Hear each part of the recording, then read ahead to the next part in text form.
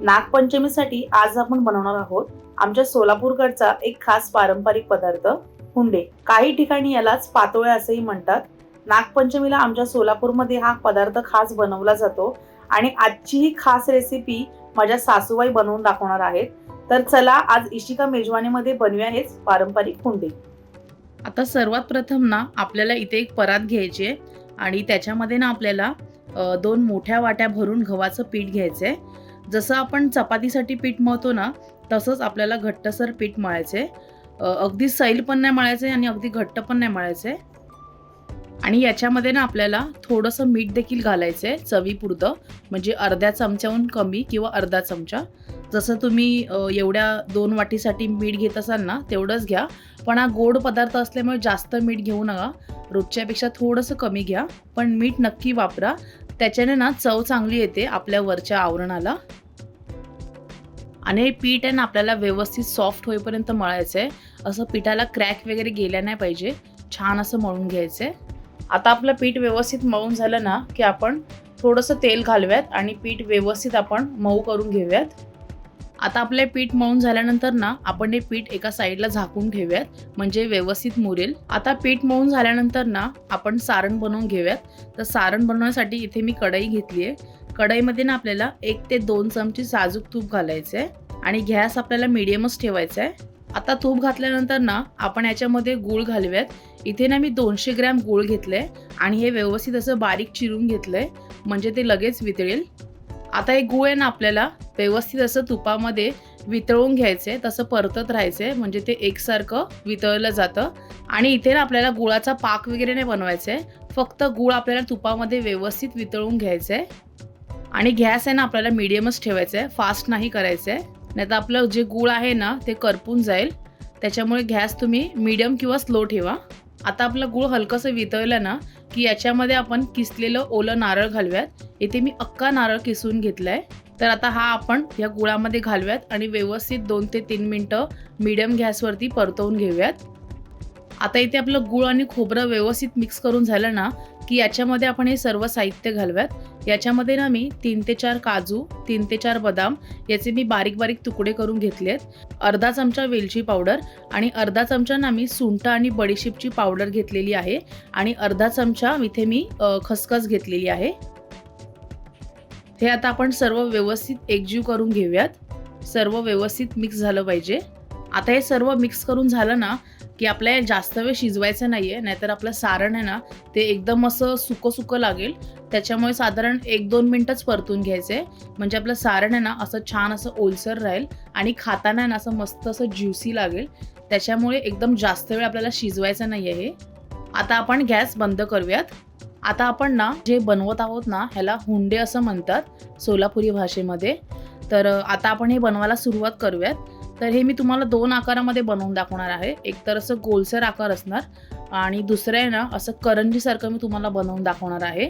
तर दोन्ही हे जे आकार आहेत ते कशा पद्धतीने बनवायचे हे आता मी तुम्हाला दाखवणार आहे।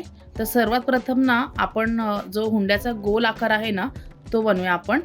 तर जशा पद्धतीने आपण पुरणपोळी बनवतो ना तेव्हा जेव्हा आपण त्याच्यामध्ये सारण भरतो तेव्हा कसं आपण त्याला पारी बनवतो, तशा पद्धतीने इथे आपल्याला ना या गव्हाच्या पिठाची ना पारी बनवून घ्यायची गोल अशी वाटीसारखी।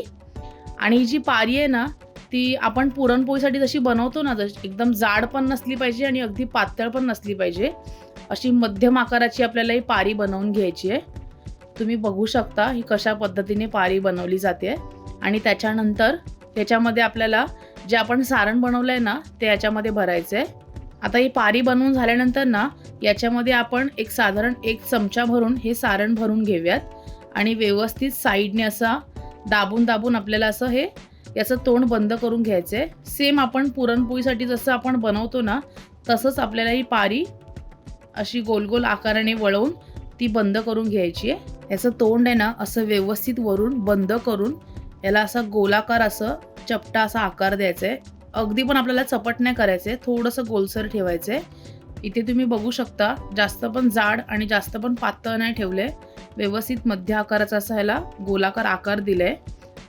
अशा पद्धतीनेच आपण बाकीचे तयार करून घेऊयात। आता इथे ना मी एक चाळण घेतली आहे, याला आपण थोडंसं असं तेल लावून घ्यायचं आहे व्यवस्थित।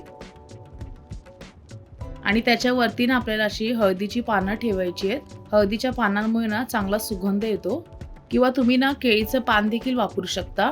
पण तुम्हाला जर हळदीचं किंवा केळीचं पान जर नाही भेटलं ना तर तुम्ही डायरेक्ट असं चाळणीला तेल लावून जरी ठेवलात ना तरी चालेल. आता आपण ना याची दुसरी पद्धत बनवूया. तर असा एक छोटा पिठाचा गोळा घेऊन ना अशी पातळ अशी चपाती लाटून घ्यायची आहे. तर आता पिठाचा छोटा एक गोळा घ्यायचा आहे आणि जशी आपण पुरी लाटतो ना तशा पद्धतीनेच आपल्याला ही पुरी लाटून घ्यायची आहे. जास्त जाड पण नसली पाहिजे आणि अगदी पातळ पण नसली पाहिजे.